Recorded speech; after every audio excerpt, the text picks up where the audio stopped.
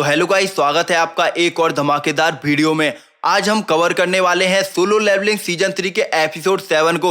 और यकीन मानिए, इस बार कहानी सिर्फ लड़ाई की नहीं, आज पहली बार हमें पता चलेगा दुनिया के सबसे बड़े राज, मोनार्क और रूलर की सच्चाई। और अगर आपने एपिसोड 1 से 6 तक नहीं देखा है तो सबसे पहले वो देख लें। लिंक मैंने डिस्क्रिप्शन में और प्लेलिस्ट में आपको मिल जाएगा। वीडियो शुरू करने से पहले मैं आपको बता दूं कि अगर आपने मेरे चैनल को सब्सक्राइब नहीं किया है तो जल्दी से मेरे चैनल को सब्सक्राइब कर लो और बेल आइकन के बटन को प्रेस जरूर कर लेना, जिससे आपके पास नेक्स्ट वीडियो का नोटिफिकेशन मिल जाएगा। तो दोस्तों, बिना किसी देरी के शुरू करते हैं एपिसोड वहीं से शुरू होता है जहां पिछले एपिसोड का अंत हुआ था। जापान में जिन्बो की पूरी शैडो आर्मी लगभग अभी जेंट मॉन्स्टर को खत्म कर चुकी होती है, लेकिन अभी भी एक आखिरी जेंट बचा हुआ है और वही पूरे डंजन गेट की रखवाली कर रहा होता है। जिन्बो बिना समय गवाए अपनी पूरी शैडो आर्मी को आदेश देता है, अटैक। अगले ही पल हजारों शैडो सोल्जर एक साथ उस विशाल जेंट की तरफ दौड़ पड़ते हैं, लेकिन जैसे ही जेंट उन्हें अपनी तरफ आते देखता है वह आराम से खड़ा होता है, अपनी विशाल तलवार उठाता है और बिजली जैसी स्पीड से उसकी तरफ दौड़ पड़ता है। अब जो होता है वो देखकर हर कोई दंग रह जाता है। इतना बड़ा होने के बावजूद उसकी स्पीड इतनी जबरदस्त थी, शैडो सोल्जर उसे छू तक नहीं पा रहे थे। जहां उसकी तलवार घूमती वहां दर्जनों नहीं बल्कि सैकड़ों शैडो सोल्जर एक ही बार में हवा में उड़ जाते। ऐसा लग रहा था जैसे खिलौनों को काटा जा रहा हो। दूर खड़ा जिन्बो ये सब ध्यान से देख रहा होता है। उसे समझ आ जाता है कि ये जेंट बाकी सभी जेंट से कई गुना ज्यादा ताकतवर हैं, लेकिन जिन्बो अब भी खुद लड़ाई में नहीं उतरता। वह पहले अपने सैनिक की मदद से इस जेंट की ताकत और कमजोरी समझना चाहता था। उधर जेंट लगातार शैडो सोल्जर को खत्म करता जा रहा था। उसके सामने आने वाला हर सैनिक कुछ ही सेकंड में खत्म होता जा रहा था, यहाँ तक कि टस्क जैसे शक्तिशाली शैडो को भी उसने एक ही बार में गिरा दिया। लेकिन जिन्बो के सैनिक भी हार मानने वाले नहीं थे। जब जेंट ऊपर से तलवार चला रहा था तभी नीचे से छोटे छोटे एंट सोल्जर उसके पैरों पर चढ़ने लगते हैं। वे लगातार उसे काटते रहते हैं, जिससे जेंट का संतुलन बिगड़ने लगता है। गुस्से में वह अपने ही पहले तरह दर्जनों एंट सोल्जर को कुचल देता है। ये सब देखकर बेरू का गुस्सा 7वें आसमान पर पहुंच जाता है। वह तुरंत लड़ाई में कूदने के लिए तैयार हो जाता है, लेकिन जिन्बो उसे रोक देता है क्योंकि उसके दिमाग में अभी भी कुछ और चल रहा था। जेंट चाहे जितने शैडो सोल्जर को मार दे, वह अपने माना की मदद से उन्हें बार बार जिंदा कर सकता था। उसके पास लगभग 2 लाख माना पॉइंट थे और वह लगातार शैडो सोल्जर को दोबारा खड़ा करता जा रहा था। लेकिन इतनी बड़ी सेना को बार बार जिंदा करने की कीमत भी चुकानी पड़ रही थी। जिन्बो का माना बहुत तेजी से खत्म होने लगा। करीब 2 लाख माना अब घटकर सिर्फ 90,000 के आसपास रह गया था। अब जिन्बो समझ चुका था कि अगर उसने और देर की तो उसका माना खत्म हो जाएगा और पूरी शैडो आर्मी खत्म हो जाएगी। इसलिए अब वह खुद मैदान में उतरने का फैसला करता है। वह तुरंत अपने विशाल शैडो ड्रैगन कैसल को बुलाता है और उस पर सवार होकर सीधे जेंट की तरफ उड़ पड़ता है। उसके साथ एग्रेस होता है, जबकि पीछे से बेरू भी पूरी रफ्तार से उड़ता हुआ आ रहा होता है। अब शुरू होने वाली थी इस एपिसोड की सबसे खतरनाक लड़ाई। जैसे ही वे जेंट के करीब पहुंचते हैं, सबसे पहला हमला एग्रेस करता है।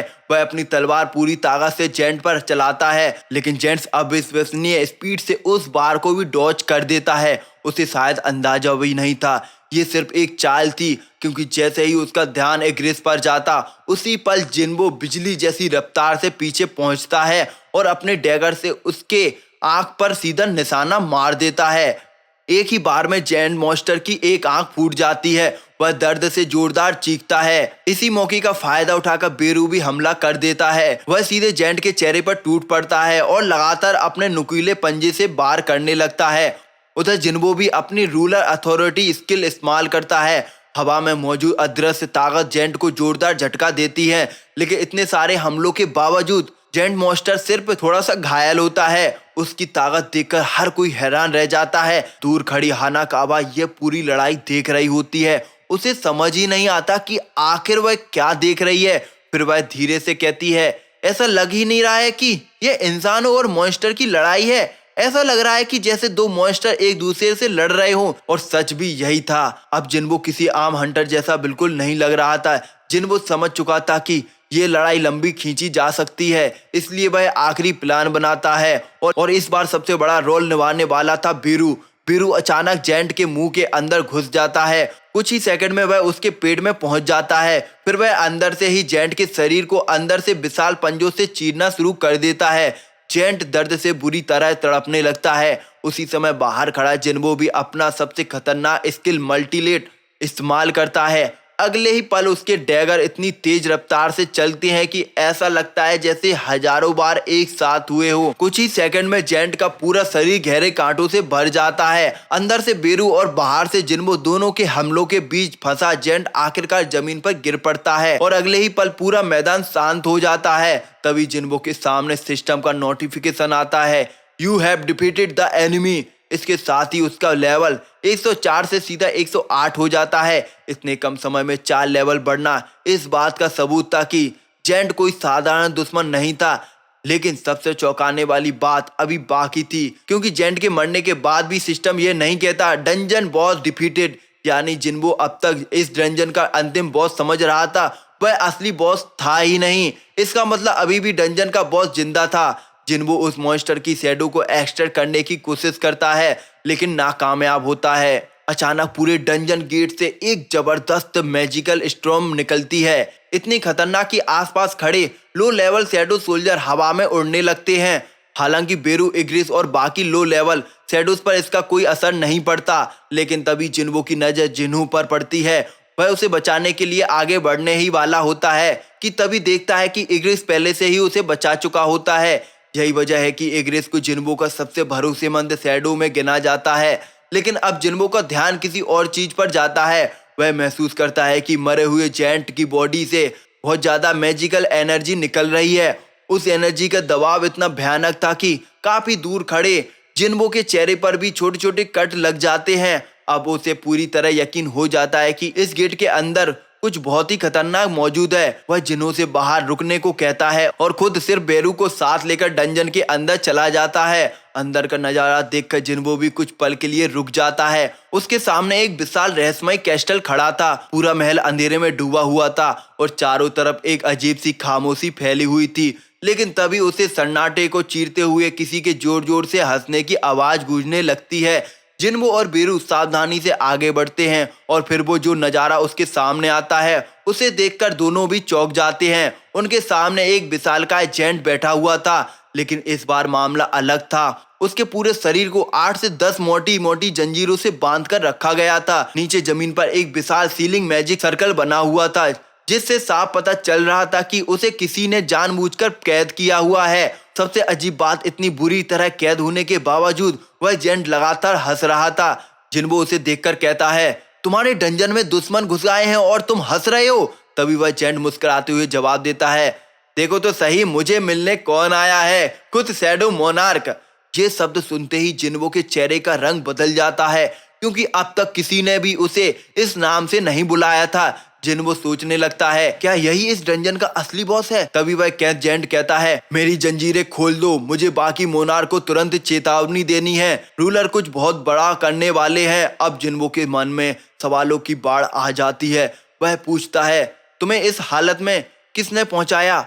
जेंट बिना झिझक के जवाब देता है, रूलर्स ने। उन्होंने मुझे कैद किया और अब मुझे वो इस्तेमाल कर रहे हैं। जो युद्ध आने वाला है उसके सामने अब तक की सारी लड़ाइयां कुछ भी नहीं है। जिन्हो हैरान था, क्योंकि आज तक उसने जितने ही मॉन्स्टर से सवाल पूछे थे किसी ने भी कभी भी उसके असली इतिहास के बारे में कुछ नहीं बताया। लेकिन ये जेंट मॉन्स्टर खुद सारी सच्चाई बताने के लिए तैयार था और जिन्हो समझ चुका था कि अब जिन्हो के सामने जिंदगी का सबसे बड़ा मौका था। सालों से उसके मन में एक ही सवाल घूम रहा था, आखिर ये मॉन्स्टर कौन है, रूलर कौन है और गेट के पीछे की असली सच्चाई क्या है। इसलिए वह बिना समय गंवाए उस कैद जेंट से सवाल पूछना शुरू कर देता है। सबसे पहले वो पूछता है, आखिर ये रूलर्स कौन है। जेंट शांत आवाज में जवाब देता है, रूलर्स मोनार्क के सबसे पुराने दुश्मन है। ये सुनते ही जिन्हो सोच में पड़ जाता है, अगर रूलर्स मोनार्क के दुश्मन है तो क्या शैडो मोनार्क होने की वजह से वे मेरे भी दुश्मन हैं। अब जिन्हो दूसरा सवाल पूछता है, अगर रूलर्स ने तुम्हें कैद किया है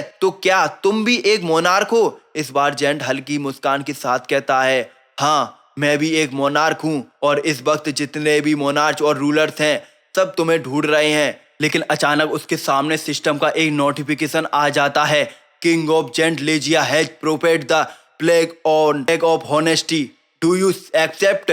जिन्वो पहली बार ऐसा नोटिफिकेशन देख रहा था, उसे समझ नहीं आता कि आखिर ये क्या है। तभी लेजिया समझाता है कि अगर तुम इसे स्वीकार करोगे तो हम दोनों में से कोई भी एक दूसरे से झूठ नहीं बोल पाएगा। जिन्वो कुछ पल सोचता है, उसे अपने सभी सवालों के जवाब चाहिए थे और अगर लेजिया झूठ नहीं बोल सकता तो शायद आज सारी सच्चाई सामने आ जाएगी। आखिरकार वह प्लेग ऑफ हॉनेस्टी एक्सेप्ट कर लेता है। अगले ही पल दोनों के बीच एक जादुई कॉन्ट्रैक्ट बन जाता है। अब उनमें से कोई भी झूठ नहीं बोल सकता था। कॉन्ट्रैक्ट पूरा होते ही लेजिया मुस्कुराते हुए कहता है, अब मेरी जंजीरें खोल दो, फिर मैं तुम्हें सब कुछ बता दूंगा। जिन्वो मुस्कान के साथ जवाब देता है, हाँ, जैसे मैं तुम्हारी बातों पर आंख बंद करके भरोसा कर लूं। लेकिन वह अपनी बात पूरी ही नहीं कर पाता। उसका गला जैसे रुक जाता है। वह चाहकर भी झूठ नहीं बोल पा रहा था। तभी लेजिया हंसते हुए कहता है, यही है प्लेग ऑफ हॉनेस्टी की ताकत। अब तुम भी झूठ नहीं बोल सकते और मैं भी नहीं। अब जिन्वो को यकीन हो जाता है कि ये कॉन्ट्रैक्ट सच में काम कर रहा है और अब इस दुनिया का सबसे बड़ा रहस्य खुलने वाला था।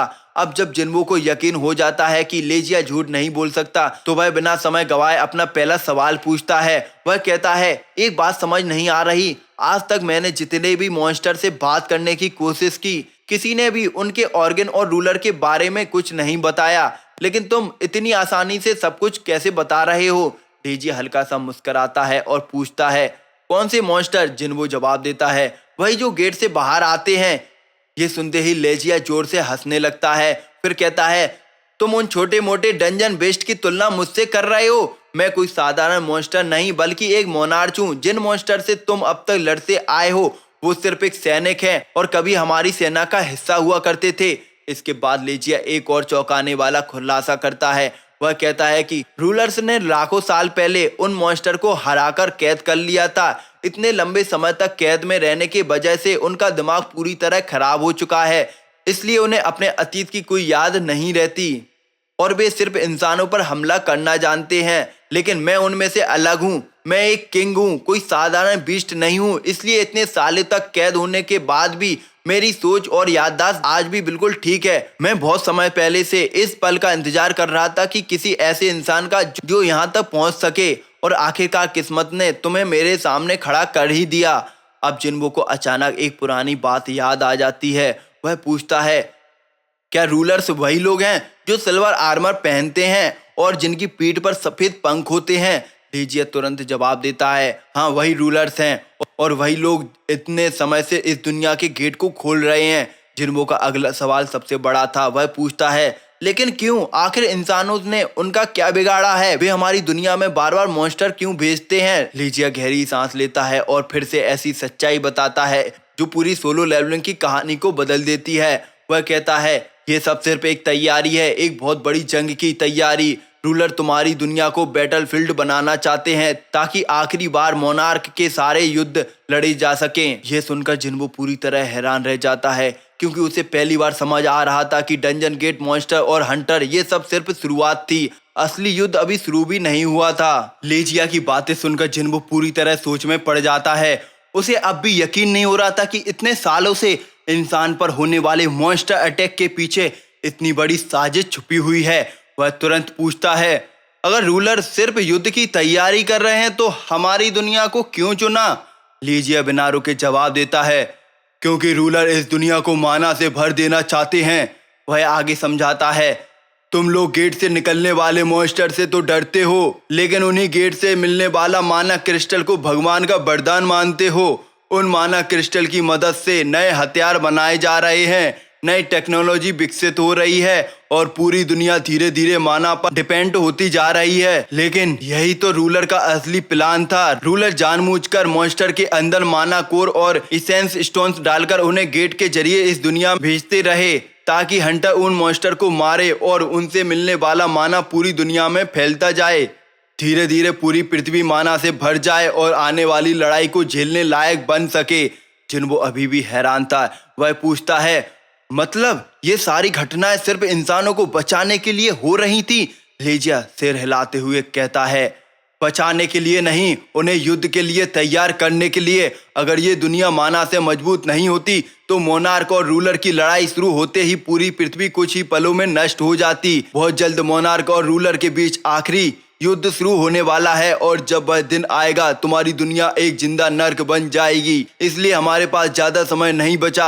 अब जिन्वो एक ऐसा सवाल पूछता है जिसका जवाब सुनकर उसके पैरों तले जमीन खिसक जाती है। वह कहता है, तुम बार बार कह रहे हो मोनार्क और रूलर दोनों मुझे ढूंढ रहे हैं, लेकिन आखिर क्यों? लीजिया कुछ सेकंड तक जिन्वो को देखता रहता है, फिर धीरे से कहता है, तुम्हें सच में कुछ भी याद नहीं है? तुम्हारे पास जो ताकत है वह असल में तुम्हारी नहीं है। अगर तुम्हारे पास शैडो मोनार्क की शक्ति है तो इसका सिर्फ एक ही मतलब हो सकता है, उस शक्ति के असली मालिक ने बाकी मोनार्क को धोखा दिया। अब तुम मोनार्क और रूलर दोनों के दुश्मन बन चुके हो। लीजिया की बात सुनकर जिन्वो कुछ पल के लिए बिल्कुल शांत हो जाता है, लेकिन इसके बावजूद जिन्वो अभी भी लीजिया पर पूरा तरह भरोसा नहीं कर रहा था।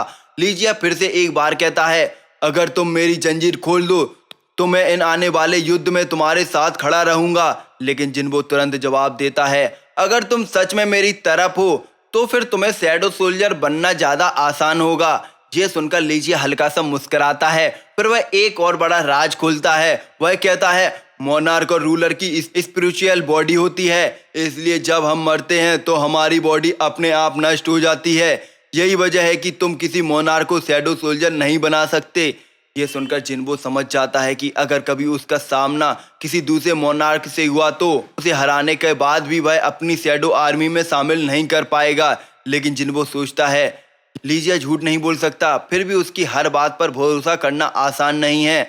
आखिर वह एक मोनार्क है और मोनार्क इंसानों के दोस्त कभी नहीं रहे। कुछ देर सोचने के बाद जिन्वो धीरे धीरे अपने डैगर निकालता है और लीजिया के बिल्कुल आमने सामने खड़ा हो जाता है। फिर वह आखिरी बार पूछता है, सच सच बताओ, अगर मैं तुम्हें आजाद कर दूं तो क्या तुम सच में मेरे साथ लड़ोगे? प्लेग ऑफ ऑनेस्टी की वजह से लीजिया झूठ नहीं बोल सकता था, इसलिए वह तुरंत जवाब देता है, हाँ, अगर तुम मुझे आजाद करोगे तो मैं तुम्हारी तरफ से लड़ूंगा। जिन्वो कुछ सेकंड तक उसे देखता रहता है। वह अपने डैगर से लीजिया के एक हाथ की जंजीर काट देता है। जंजीर टूटते ही लीजिया पहली बार अपना एक हाथ आजाद कर लेता है, लेकिन जिन्वो का असली इरादा उसे पूरी तरह छोड़ना नहीं था। वह सिर्फ उसकी सच्चाई परखना चाहता था। तभी जिन्वो उससे एक ऐसा सवाल पूछता है जिसका जवाब लीजिया के लिए देना लगभग नामुमकिन था। वह पूछता है, अगर तुम मेरे साथ लड़ोगे तो क्या तुम इंसान के साथ भी खड़े रहोगे? और यहीं से पहली बार लीजिया पूरी तरह चुप हो जाता है। वह कुछ बोल ही नहीं पाता, उसके चेहरे का आत्मविश्वास गायब हो जाता है। तभी जिन्वो मुस्कुराते हुए कहता है, क्या हुआ? प्लेग ऑफ ऑनेस्टी तुम्हें झूठ नहीं बोलने दे रही? अब जिन्वो समझ चुका था कि लीजिया भले ही उसकी मदद करना चाहता हो, लेकिन इंसानों को बचाने का उसका कोई इरादा नहीं था। अब उसे पूरी तरह यकीन हो चुका था कि मोनार्क कभी भी इंसानों का साथी नहीं बन सकता। उसी समय जिन्वो की नजर लीजिया के गले में लगे एक अजीब से माना क्रिस्टल पर पड़ती है। वह कुछ पल उसे ध्यान से देखता है, फिर अचानक से पूछता है, कहीं ऐसा तो नहीं कि इसी माना क्रिस्टल की वजह से तुम्हें भी रूल्स की आवाज सुनाई देती है? क्या तुम भी बाकी मॉन्स्टर की तरह उनके कंट्रोल में हो? इतना सुनते ही लीजिया का चेहरा गुस्से से भर जाता है। उसका एक हाथ तो पहले ही आजाद हो चुका था और अगले ही पल वह उसी हाथ से जिन्वो पर जोरदार हमला कर देता है। लेकिन जिन्वो पहले से ही तैयार था। वह एक झटके में उस बार को डॉज कर देता है और फिर जिन्वो शांत आवाज में जवाब देता है, अब मुझे सब समझ आ गया है, मैं तुम्हारे साथ कोई सौदा नहीं कर सकता। तुम्हें जिंदा छोड़ना इस दुनिया के लिए बहुत बड़ा खतरा होगा। इतना कहते ही जिन्वो बिजली जैसी तेज रफ्तार से आगे बढ़ता है और अपने दोनों डैगर से सीधे लीजिया के सीने में घोंप देता है। लीजिया दर्द से जोरदार चीख मारता है, लेकिन जिन्वो नहीं रुकता। वह लगातार एक के बाद एक बार करता जाता है। पूरा हॉल उसकी डैगर की आवाज से गूंज उठता है।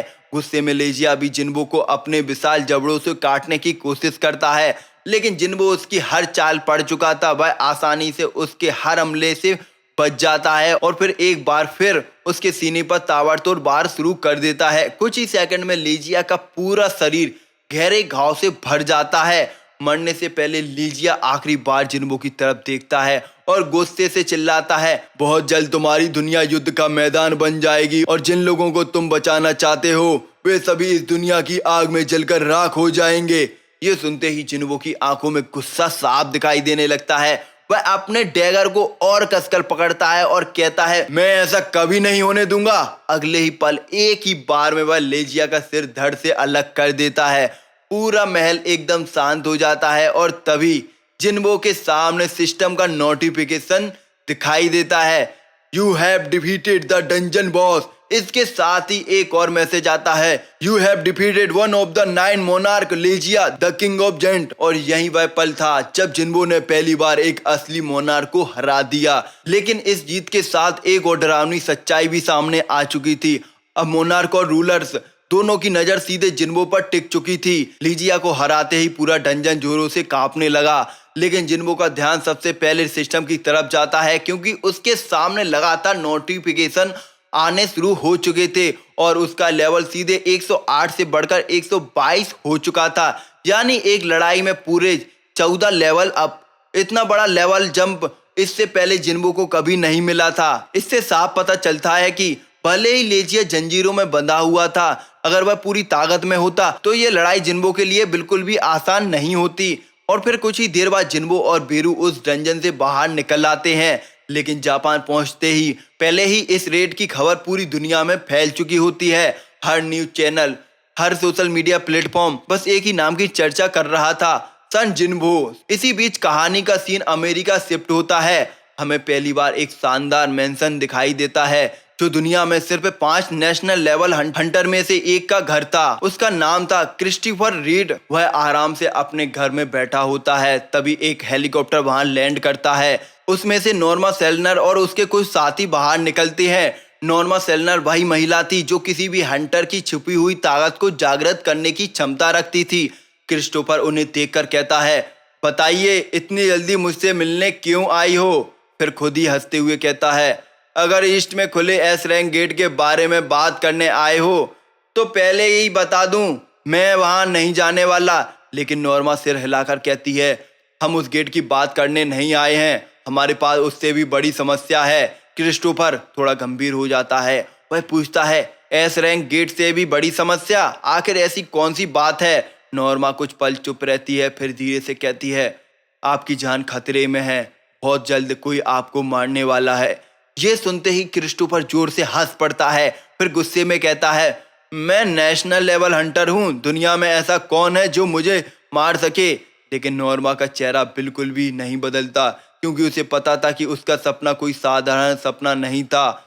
क्रिस्टोफर रीड वह शांत आवाज में कहती है, मैं मजाक नहीं कर रही, मैंने अपने विजन में साफ देखा है कि कुछ बेहद शक्तिशाली लोग आपको घेर कर मार रहे हैं। क्रिस्टोफर गुस्से में जवाब देता है, तुम इतनी दूर सिर्फ मुझे कोई सपना सुनाने आई हो? तुम्हें पता भी है मैं कौन हूँ? मैं नेशनल लेवल हंटर हूँ, मुझे हराना किसी के बस की बात नहीं।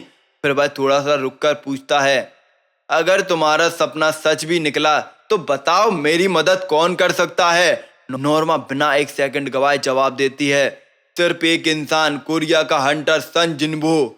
ये नाम सुनते ही क्रिस्टोफर रीड के चेहरे के हाव भाव बदल जाते हैं। उसे पहली बार एहसास होता है कि शायद दुनिया में सचमुच कोई ऐसा हंटर आ चुका है जिसकी ताकत नेशनल लेवल हंटर के बराबर पहुंच चुकी है। उधर जिन्बो भी जापान का रेड खत्म करके डंजन से बाहर निकल चुका होता है। वह मन ही मन में सोचता है, अगर आने वाले समय में मोनार्क और रूलर दोनों से लड़ना है तो मुझे इससे भी कई गुना ज्यादा ताकतवर बनना होगा। अब जिन्बो के एस रैंक गेट क्लियर करने की खबर पूरी दुनिया में आग की तरह फैल जाती है। सोशल मीडिया, न्यूज चैनल और हंटर के बीच हर जगह सिर्फ एक ही नाम गूंज रहा था, सन जिन्बो। लोग खुलकर कहने लगे थे कि अब जिन्बो किसी भी नेशनल लेवल हंटर से कम नहीं रहा। इसी बीच पता चलता है कि जापान से भागा हुआ आखिरी जेंट चाइना की सीमा तक पहुंच गया था, लेकिन वहां चाइना के एक नेशनल लेवल हंटर ने उसे कुछ ही पलों में खत्म कर दिया। वहीं दूसरी तरफ जापान हंटर एसोसिएशन का चेयरमैन भी अपनी सारी गलतियों की जिम्मेदारियां लेते हुए खुद पुलिस के सामने सरेंडर कर देता है। इसके बाद कहानी अमेरिका की तरफ लौटती है। वहां थॉमस एंड्रे अपनी गिल्ड के हंटर के साथ पार्टी एंजॉय कर रहा होता है। तभी उसकी मैनेजर उसके पास आती है और कहती है, सर, इस साल होने वाली इंटरनेशनल गिल्ड कॉन्फ्रेंस में अजिन गिल्ड को भी इनविटेशन भेजा गया है, यानी सन जिन्बो अमेरिका आने वाले हैं। यह सुनते ही थॉमस एंड्रे के चेहरे पर एक बड़ी सी मुस्कान आ जाती है, क्योंकि वह काफी समय से जिन्बो से मिलने का इंतजार कर रहा था। उधर जापान में जिन्बो उन सभी मरे हुए जेंट और शैडो एक्सट्रैक्शन शुरू कर देता है। एक एक करके सारे जेंट उनकी शैडो आर्मी का हिस्सा बनने लगते हैं। यह नज़ारा देखकर वहां मौजूद सभी हंटर हैरान रह जाते हैं उन्होंने पहली बार किसी इंसान को इतनी विशाल शैडो आर्मी बनाते हुए देखा था। लेकिन तभी अचानक जिन्हों के पास एक फोन कॉल आता है। कॉल उठाते ही उसके चेहरे की मुस्कान गायब हो जाती है। वह तुरंत जिन्हो से कहता है, मुझे अभी इसी वक्त कोरिया वापस जाना होगा। जिन्हो पूछता है क्या हुआ, लेकिन जिन्हो सिर्फ इतना कहता है, बस फैमिली प्रॉब्लम है। जिन्हो समझ जाता है कि मामला गंभीर है और वो बिना कोई सवाल किए उसे जाने देता है। कुछ देर बाद जिन्हो कोरिया पहुंचता है। वह सीधे हॉस्पिटल जाता है, जहां उसे पता चलता है कि उसके पिता की इंटरनल स्लीप डिसीज अब आखिरी स्टेज पर पहुंच चुकी है। डॉक्टर साहब कह देते हैं अब उनके जागने की कोई उम्मीद नहीं बची। ये सुनते ही जिन्हो पूरी तरह टूट जाता है। वह अपने पिता के पास जाना चाहता है, लेकिन डॉक्टर उसे रोक देते हैं क्योंकि उसकी भावनात्मक हालत मरीज की स्थिति और बिगड़ सकती थी। दूर खड़ा जिन्हो ये सब अपनी स्टील्थ स्किल से देख रहा होता है। वह जिन्हो की आंखों में आंसू देखता है और उसे अपना दोस्त इस हालत में बिल्कुल अच्छा नहीं लगता। जब हॉस्पिटल से सभी लोग चले जाते हैं, तब जिन्हो चुपचाप कमरे में जाता है और अपनी सबसे कीमती चीज हॉली वाटर ऑफ लाइफ की आखिरी बची हुई बोतल जिन्हो के पिता को पिला देता है। फिर मुस्कुराते हुए धीरे से कहता है, मैं अपने दोस्त को इस तरह टूटते हुए नहीं देख सकता। तुम्हारा बर्थडे आने वाला है, इसे मेरी तरफ से छोटा सा गिफ्ट समझ लेना। कुछ ही देर बाद जिन्हो की बहन हॉस्पिटल पहुंचती है, लेकिन जैसे ही वह कमरे के अंदर जाती है, वह हैरान रह जाती है क्योंकि जो इंसान हमेशा के लिए सो चुका था, वह अब अपनी आंखें खोल चुका था। वह दौड़कर अपने पिता को गले लगा लेती है। पूरा हॉस्पिटल शौक में था। डॉक्टर समझ ही नहीं पा रहे थे कि ऐसा चमत्कार आखिर हुआ कैसे, और जिन्हो बिना किसी को बताए वहां से चुपचाप जा चुका था। इसी भावुक पल के साथ सोलो लेवलिंग सीजन 3 का एपिसोड 7 खत्म हो जाता है। आज का सवाल क्रिस्टोफर रीड किस देश का नेशनल लेवल हंटर है? अपना जवाब कमेंट बॉक्स में जरूर लिखना और सही जवाब देने वाले का कमेंट पिन हो सकता है। अगर वीडियो पसंद आई हो तो वीडियो को लाइक और चैनल को सब्सक्राइब जरूर कर लें।